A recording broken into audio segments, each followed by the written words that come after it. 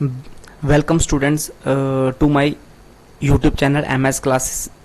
आज हमारी पहली क्लास है। हम आपको क्लास 11th और 12th के मैथ्स के हर एक कॉन्सेप्ट क्लियर करवाएंगे। आज हमारी पहली क्लास है। हम क्लास 11th का पहले चैप्टर से शुरू कर रहे हैं। तो फर्स्ट चैप्टर आपका है सेट। अब टाइम को वेस्ट ना करते हुए हम सीधा कॉन्सेप्ट पे आते हैं। अब सेट होता क्या है बेसिकली? अब बेसिक डेफिनेशन सेट की होती है कि collection of well defined distinct objects. Collection of well defined distinct object.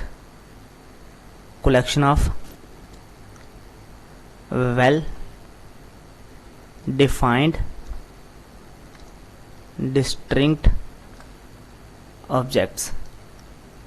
अब सेट ऐसे तो कलेक्शन होती है। कलेक्शन किन ऑब्जेक्ट्स की? डिस्टिंक्ट अलग अलग ऑब्जेक्ट की एक कलेक्शन होती है जो कि वेल डिफाइंड हो। अब वेल डिफाइंड का मतलब क्या है यहाँ पे? बेसिकली वेल डिफाइंड का मतलब ये होता है कि जो कलेक्शन चेंज ना हो, जो कलेक्शन सेम रहे पर्सन टू पर्सन, हर एक पर्सन के अकॉर्डिंग वो कलेक्शन सेम रहे। Which does not change person to person, by person to person. जो पर्सन टू पर्सन आपकी कलेक्शन चेंज ना हो उसे आप बोलोगे वेल डिफाइंड। अब यहाँ आपको थोड़ी सी एग्जांपल्स देके मैं आपको थोड़ा क्लियर करवाऊंगा कि किस टाइप की कलेक्शन, कौन कौन सी कलेक्शन वेल डिफाइंड होती है। अब जैसे कि अगर मैं बात करूं, पहले मैं आपको एक डायग्राम से एक बताता हूं। जैसे मान लो मेरे पास एक सेट है, इसमें एलिमेंट हैं 1 2 3 4। एक दूसरा सेट मान लो जिसमें एलिमेंट आ रहे हैं आपके 1 1 2 3। अब ये वाली कलेक्शन आपकी वेल डिफाइंड होगी। ये वाली कलेक्शन आपकी क्या होगी? Well defined. और ये वाली कलेक्शन, इसमें एलिमेंट जो फर्स्ट 2 एलिमेंट्स है वो सेम आ रहे हैं, लेकिन सेट में कभी भी एलिमेंट क्या होते हैं? सेम नहीं आते। अगर एलिमेंट सेम आ रहा है तो उसे आप एक ही बार लिखोगे, तो इसलिए ये वाली कलेक्शन आपकी वेल डिफाइंड नहीं होगी। वेल डिफाइंड नहीं होगी, not well defined, not well defined. तो ये कलेक्शन आपकी वेल डिफाइंड नहीं होगी। अब कुछ एग्जांपल्स की हेल्प से मैं आपको बताना चाहूंगा कि बेसिकली सेट होते क्या हैं। लेकिन एक बात और आपको याद रखनी चाहिए कि जो एलिमेंट्स की अरेंजमेंट है, जैसे ये फर्स्ट आपने जो 1 2 3 4 लिखा है, अगर इसे मैं रीअरेंज कर दूं 2 3 1 4, तो ये फिर भी आपका एक सेट रहेगा, क्योंकि ऑर्डर मैटर नहीं करता सेट में। सेट में एलिमेंट रिपीट नहीं होने चाहिए। चाहे एलिमेंट को आप आगे पीछे लिख लो, लेकिन एलिमेंट रिपीट नहीं होने चाहिए। जो एक बार लिख लिया वो लिख लिया, उसके बाद उसे फिर से नहीं लिखना। तो ये मेन सेट में इन चीजों का ध्यान रखना आपको। अब कुछ एग्जाम्पल से मैं आपको बताऊंगा कि एग्जाम्पल्स की हेल्प से कि वेल डिफाइंड का मतलब क्या होता है, कि वेल डिफाइंड कलेक्शन कैसी होती है। अब देखो बहुत सारी कलेक्शंस होती हैं। जैसे कि अगर मैं बात करूं कि रिवर्स, अगर मैं रिवर्स की बात करूं, रिवर्स ऑफ इंडिया। अब इंडिया में रिवर्स हर एक पर्सन के अकॉर्डिंग सेम रहेगी। अगर जितनी रिवर्स इंडिया में फ्लो कर रही हैं वो सभी के अकॉर्डिंग उनकी काउंटिंग सेम रहेगी। तो ये कलेक्शन आपकी क्या होगी? Well defined. ये कलेक्शन आपकी क्या होगी? वेल डिफाइंड, क्योंकि इसमें कलेक्शन सेम रहेगी पर्सन टू पर्सन। तो ये कलेक्शन आपकी क्या होगी? Well defined. अगर मैं दूसरी कलेक्शन मान लूं कि कोई odd natural number, odd natural number, odd natural number less than 10, less than 10, तो ये भी आपकी कलेक्शन सेम रहेगी। चाहे कोई भी पर्सन उठा ले तो वो ऑड नेचुरल नंबर हमेशा हर एक पर्सन के लिए सेम रहेंगे। तो ये भी कलेक्शन आपकी क्या होगी? Well defined.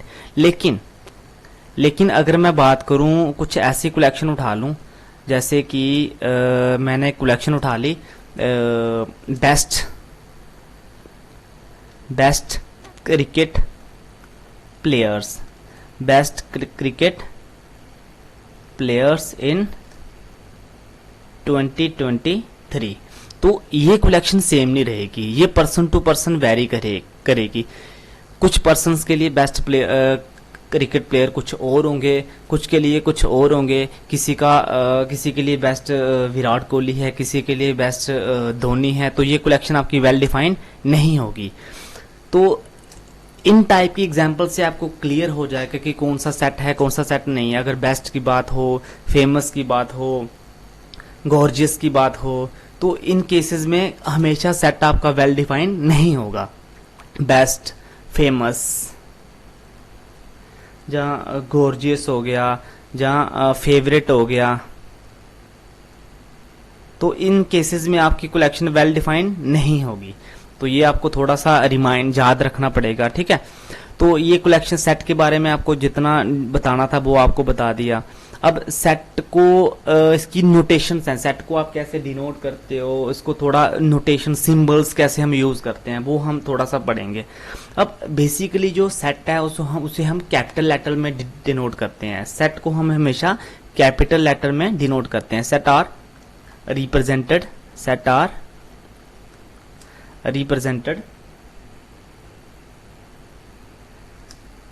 by capital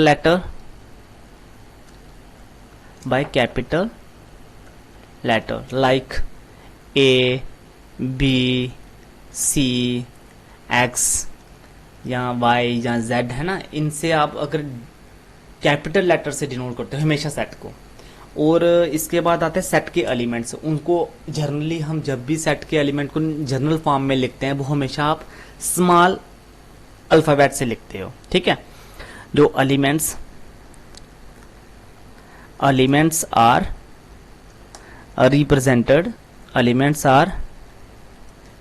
represented by small letters, are represented by small letters like small a, small b, small c, extra so on, ये small x, small y है ना। तो ऐसे डिनोट करते हैं। अब अगर मुझे बताना हो, रिप्रेजेंट करना हो, किसी को बताना हो कि हाँ ये एलिमेंट इस सेट का है कि नहीं, तो उसे आप कैसे बताओगे। अगर मान लो if a is element of set A, अगर ए किसी ए सेट का एलिमेंट है, स्मॉल ए किसी कैपिटल ए सेट का एलिमेंट है, तो उसे आप कैसे रिप्रेजेंट करोगे, कैसे बताओगे, कैसे लिखोगे। तो इसे हम लिखेंगे A belongs to set A belongs to set A. आप इसे ऐसे रिप्रेजेंट करोगे। लेकिन अगर मान लो कोई एलिमेंट बी, मान लो V is not a element of set capital B. मान लो किसी सेट बी का वी एलिमेंट नहीं है, तो उसे आप कैसे रिप्रेजेंट करोगे। इसे हम लिखेंगे v does not belongs to set B. तो इसे आप ऐसे रिप्रेजेंट करोगे, मैथमेटिकली ऐसे आप बताओगे एग्जाम्स में, जहाँ कहीं भी आप ऐसे डिनोट कर सकते हो, ऐसे रिप्रेजेंट कर सकते हो, ठीक है। अब मैं एक एग्जांपल से आपको थोड़ा क्लियर करता हूं। मान लो मेरे पास एक सेट है ए, जिसमें एलिमेंट है आपके पास 1 2 3 4 5। तो इन जनरल आप लिखोगे 2 belongs to set A, 3 belongs to set A, क्योंकि ये इस सेट के एलिमेंट हैं, इसलिए आप लिखोगे कि ये इसे बिलोंग कर रहे हैं। लेकिन अगर मैं 6 उठा लूं तो 6 does not belongs to set A. अगर मैं 7 उठा लूं, 7 does not belongs to set A. तो ये इनको कुछ रिप्रेजेंट करने का तरीका है कि आप सेट को कैसे रिप्रेजेंट करते हो, कैसे बताओगे किसी को, अगर कोई पूछे आपको कैसे लिखोगे, तो ये लिखने का एक तरीका है। अब उसके बाद हम चलते हैं कि सेट की रिप्रेजेंटेशन किस टाइप की होती है। ये तो हो गया कि सेट को कैसे नोटेशन कैसे होती है, सेट की डेफिनेशन कैसी होती है, सेट को कैसे रिप्रेजेंट करते हैं, वो सारी चीजें होगी। लेकिन इसकी रिप्रेजेंटेशन किस टाइप की होती है, कैसे रिप्रेजेंट करोगे। अगर सेट को कंप्लीटली आपको रिप्रेजेंट करना है तो वो कैसे करोगे। अब बेसिकली सेट को 2 तरीकों से रिप्रेजेंट करते हैं। सेट की रिप्रेजेंटेशन 2 फॉर्म्स की होती है, एक रोस्टर फॉर्म, एक होती है रोस्टर फॉर्म जिसे आप बोलते हो टेबुलर फॉर्म, रोस्टर या टेबुलर फॉर्म, टेबुलर फॉर्म। दूसरी होती है आपके पास set builder form. Set builder या रूल फॉर्म, रूल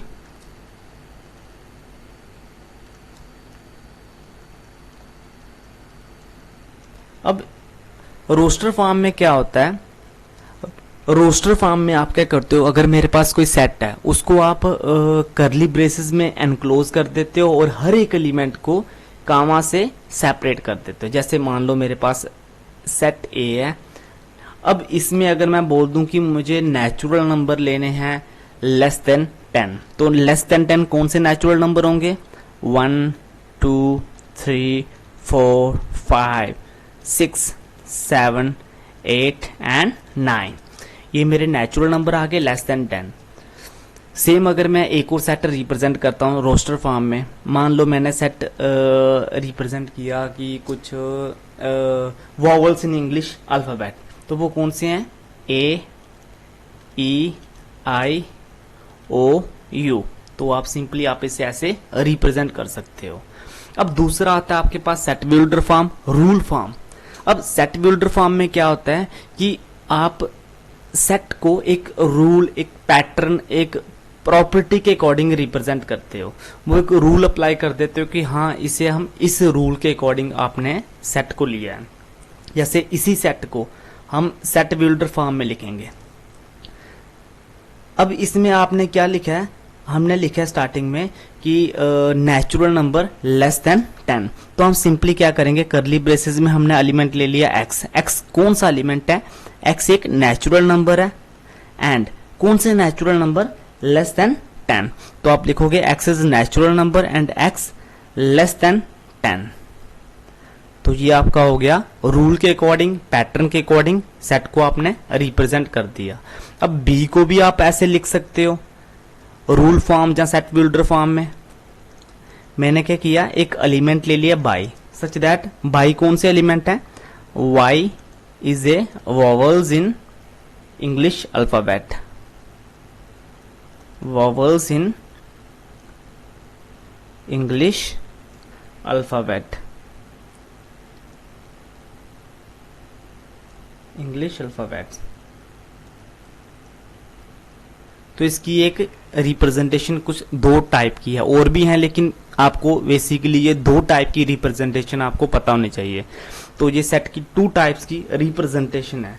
अब इसमें कुछ आपके पास कुछ सेट्स हैं, कुछ इंपॉर्टेंट सेट्स जो कि आप जनरली यूज करते हो, कॉमन सेट्स जो आप यूज करते हो वो मैं आपको बता दूं। क्या होता है कि जैसे आपके पास नंबर है, नंबर में कुछ सेट्स होते हैं, जैसे कि मैं लिख देता हूं इंपॉर्टेंट सेट्स, जैसे कि नेचुरल नंबर। अब नेचुरल नंबर को आप कैसे डिनोट करते हो, अब हम हर जगह तो लिख नहीं सकते नेचुरल नंबर, तो इसे हम सिंपली कैपिटल एन से डिनोट कर सकते हैं, कैपिटल एन से डिनोट कर सकते हैं। उसके बाद आता है इंटीजर्स, इंटीजर्स इसे आप डिनोट करोगे z के साथ, जहां कैपिटल आई के साथ। उसके बाद आता है रैशनल नंबर, इसे आप डिनोट करोगे q के साथ। देन रियल नंबर्स, इसे आप डिनोट करोगे कैपिटल R के साथ। उसके बाद irrational number, whole number W के साथ। तो यहां से आपके पास और भी बहुत सारे, जैसे I पॉजिटिव हो गया, Q पॉजिटिव हो गया, Q पॉजिटिव हो गया, positive rational numbers, R positive हो गया, positive real numbers, Z positive हो गया, पॉजिटिव इंटीजर्स, I पॉजिटिव हो गया, पॉजिटिव इंटीजर्स। तो ये कुछ सेट्स हैं, आपको इनके बारे में पता होना चाहिए। एक बार देख लेना डिटेल में कैसे कैसे किस किस टाइप के जर्नल जो सेट्स हैं जो आप कॉमनली यूज करते हो नंबर सिस्टम में, जो सेट्स, ठीक है। अब उसके बाद आता है कि टाइप्स ऑफ सेट्स, सेट्स के कुछ टाइप्स हैं। अब जो बेसिकली जो हम यूज करेंगे हम वही पढ़ेंगे, हम ज्यादा डिटेल में नहीं जाएंगे। अब सबसे पहले आपके पास सेट आता है, कॉमनली जो आप यूज करते हो फाइनाइट सेट, फाइनाइट सेट। अब यहां से इसके नाम से ही क्लियर है फाइनाइट, जिसमें एलिमेंट, जिसके एलिमेंट, जिस सेट के एलिमेंट फाइनाइट हों उसे आप कहोगे फाइनाइट सेट। तो आप इस सिंपली ऐसे लिख सकते हो, if number of elements, if number of elements in a set are finite is called finite set. जैसे आप लिखो ऐसे सेट ही है जिसमें एलिमेंट है 1 2 3 4 5, तो ये इसमें कितने एलिमेंट आ रहे हैं, 5 एलिमेंट आ रहे हैं, तो ये आपका कहलाएगा फाइनाइट सेट। अब इसके साथ ही एक आपके पास कॉन्सेप्ट आता है, cardinal number of A set. Cardinal number of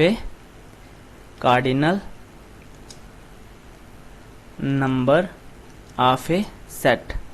अब कार्डिनल नंबर क्या होता है कि नंबर ऑफ एलिमेंट, कि उस सेट में कितने डिस्टिंक्ट नंबर्स हैं, कितने डिस्टिंक्ट एलिमेंट्स हैं, वो उसका कहलाएगा कार्डिनल नंबर। जैसे आप बोलते हो ऑर्डर, जैसे आप ऑर्डर भी बोलते हो, order of the set. Number of distinct element, जितने भी डिस्टिंक्ट एलिमेंट्स हैं सेट में, तो वही आपको उसका कार्डिनल नंबर कहलाएगा। जैसे मान लो मेरे पास ए सेट है जिसमें एलिमेंट है 1 2 3 4, तो ए की कोऑर्डिनलिटी इसे आप जहाँ ऐसे डिनोट करते हो, जहाँ पे इसे ऐसे डिनोट कर सकते हो, नंबर ऑफ एलिमेंट इन ए, जहाँ पे इसे ऐसे डिनोट कर सकते हो ऑर्डर ऑफ ए। तो इसकी कोऑर्डिनलिटी, इसका नंबर ऑफ एलिमेंट, इसका ऑर्डर क्या होगा 4, क्योंकि इसमें कितने एलिमेंट हैं 4, डिस्टिंक्ट एलिमेंट कितने इसमें 4, ठीक है। और कोऑर्डिनलिटी हमेशा फाइनाइट सेट की निकाली जाती है, कभी भी इनफाइनाइट सेट की कोऑर्डिनलिटी नहीं निकाली जाती। इनफाइनाइट सेट क्या होता है, जिसमें इनफाइनाइट नंबर ऑफ एलिमेंट हों, जिसमें इनफाइनाइट नंबर ऑफ एलिमेंट हों, इनफाइनाइट सेट। अब जैसे मान लो मेरे पास सेट है ए, जैसे नेचुरल नंबर हो गया, जैसे होल नंबर हो गया, तो होल नंबर उसमें पता नहीं कितने नंबर्स हैं, रियल नंबर्स कितने नंबर्स हैं, वो सारे इनफाइनाइट सेट हैं उसमें, ठीक है। जैसे ए मेरे पास नंबर हो गया 1 2 3 4 एंड सो ऑन, ये नेचुरल नंबर है, तो ये भी क्या है, इनफाइनाइट सेट। और भी बहुत सारे सेट्स होते हैं इनफाइनाइट, ठीक है, जिसमें एलिमेंट इनफाइनाइट हो, नॉट फाइनाइट एलिमेंट हो, उसे आप इनफाइनाइट सेट बोलते हो। अब इसके बाद फोर्थ आपके पास आता है थर्ड, नल सेट। नल, जहां पे इसे बोल सकते हो वॉइड, जहां एम्प्टी सेट, जहां एम्प्टी सेट। अब नल सेट क्या होता है, नल सेट वो सेट होता है जिसमें कोई भी एलिमेंट ना हो। अगर नंबर ऑफ एलिमेंट सेट में 0, if number of elements, if number of elements in a set are 0, then it is called null set।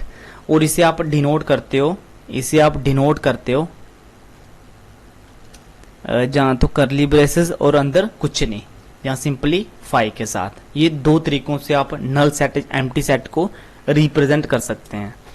जैसे कुछ कंडीशंस भी होती हैं, कुछ रूल्स भी होते हैं ऐसे, जिसमें कि आपका आउटपुट कुछ नहीं आता, तो उस केस में आप उसे नल सेट कह सकते हो। जैसे मान लो मेरे पास सेट ए है, जिसमें मैंने x एलिमेंट लिया। अब सच दैट x क्या है, रियल नंबर, और कंडीशन क्या डिफाइन किया इन्होंने, x² + 1 = 0। अब देखो इसमें कोई भी ऐसा रियल नंबर सेटिस्फाई नहीं हो रहा कि आपका रिजल्ट आ सके, x की कोई वैल्यू आ सके। अगर हम इसे सॉल्व करते हैं, तो आपका आंसर क्या आएगा, x² = -1, यहां से x की वैल्यू आएगी √-1। ये रियल नंबर नहीं है, ये कौन सा नंबर है, कॉम्प्लेक्स नंबर। ये कौन सा नंबर है, कॉम्प्लेक्स नंबर, ये रियल नंबर नहीं आता। तो इस केस में आपका रिजल्ट रियल नहीं आ रहा, कॉम्प्लेक्स आ रहा है, तो ये आपका कहलाएगा नल या वाइड सेट, नल या वाइड सेट। अब इसके बाद आपके पास 2-3 और चीजें आती हैं, जैसे कि एक सेकेंड, अब सिंगलटन सेट हो गया, इक्वल सेट हो गया, इक्विवेलेंट सेट हो गया, यूनिवर्सल सेट हो गया, वो सारे हम धीरे धीरे पढ़ेंगे।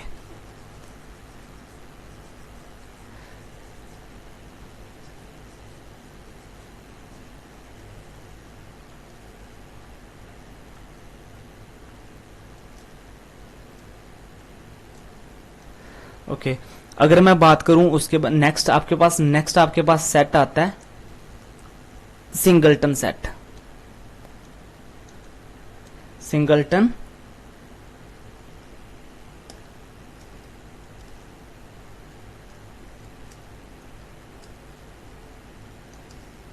उसके बाद आपके पास आता है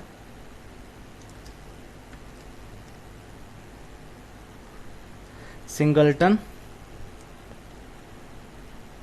सेट। अब सिंगलटन सेट क्या होता है? ऐसा सेट जिसमें सिर्फ सिंगल एलिमेंट हो। सेट containing या consisting of single element, containing only single element, only single element या only one element is known as singleton set।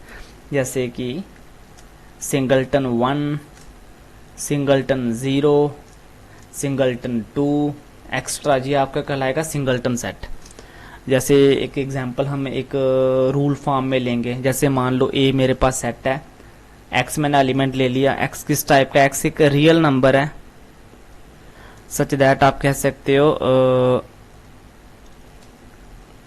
एक second, x not a real number, x not a real number. आप मान लो x मेरे पास एक ए मेरे पास set है जिसमें मैंने एक एलिमेंट ले लिया x, such that x square -1 is equal to 0 where x is greater than 0, x is greater than 0।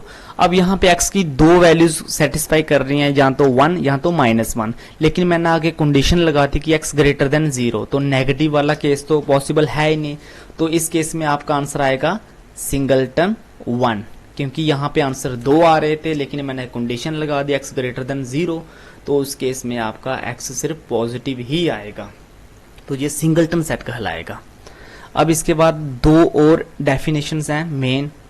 एक आपकी आ गई equal set, equal set.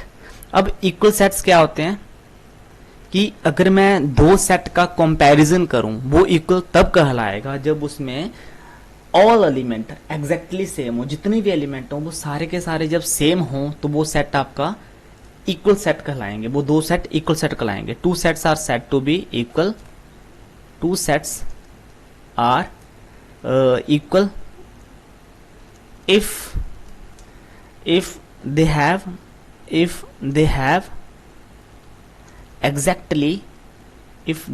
exactly the same elements, if they have exactly the same elements, अगर उसमें same elements हों दोनों sets में तो वो इक्वल सेट्स कहलाएंगे। उस केस में आप लिख सकते हो a equal to v।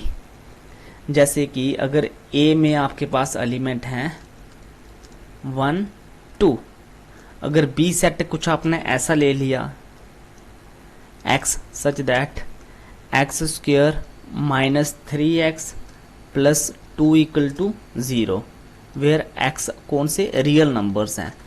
After solving जो b सेट है वो भी आपका 1 2 ही आएगा।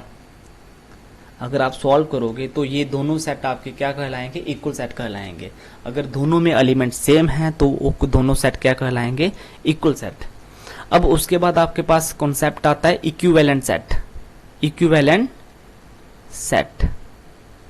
अब इक्विवेलेंट सेट और इक्वल सेट, इक्विवेलेंट सेट्स और इक्वल सेट्स में थोड़ा सा डिफरेंस है। इक्वल सेट में क्या होता है कि एलिमेंट एग्जैक्टली सेम हो, लेकिन इक्विवेलेंट सेट में क्या होता है अगर दो सेट्स की कोऑर्डिनलिटी सेम है, अगर दो सेट के कोऑर्डिनल नंबर सेम है, उनमें नंबर ऑफ एलिमेंट सेम है, तो वो इक्विवेलेंट सेट कहलाएंगे। वो क्या कहलाएंगे?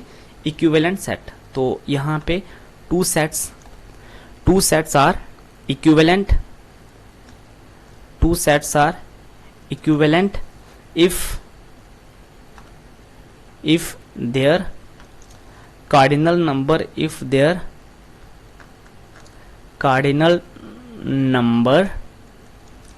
are same, if their cardinal number are same। अगर उनके कॉर्डिनल नंबर सेम है तो वो सेट इक्विवेलेंट कहलाएंगे। जैसे मान लो a मेरे पास सेट है जिसमें एलिमेंट हैं a b c and d. Same आपके पास बी एक सेट है जिसमें एलिमेंट हैं 1 2 3 देन 4। अगर मैं ए का कॉर्डिनल नंबर देखूं, वी का कॉर्डिनल नंबर देखूं, दोनों को कॉर्डिनल नंबर क्या आ रहा है? सेम। तो ये इस केस में ए और बी आपके इक्विवेलेंट सेट होंगे। अब लास्ट आपका आता है यूनिवर्सल सेट। लास्ट आपका आता है यूनिवर्सल सेट। Universal set. अब यूनिवर्सल सेट क्या होता है?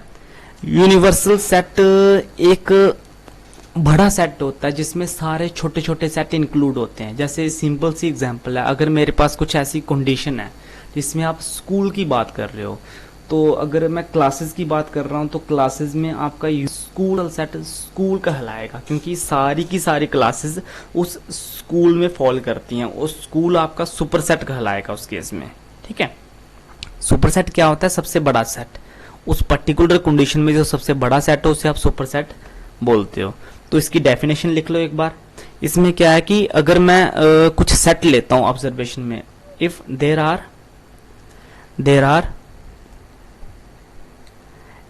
Are some sets under observation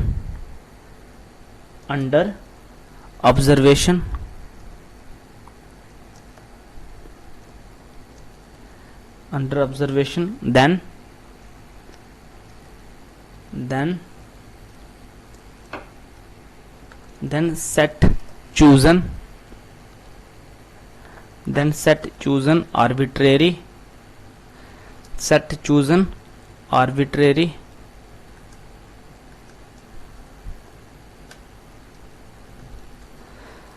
which is a superset of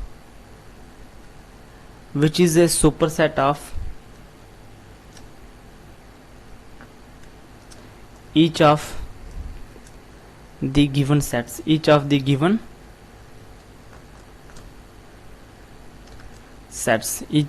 sets। जैसे अगर मैं बात करूं स्कूल है, school is universal set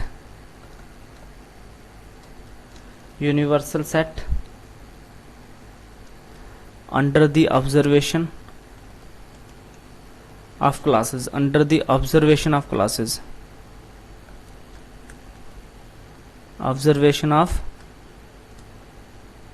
classes thank you. बाकी हम करेंगे नेक्स्ट क्लास।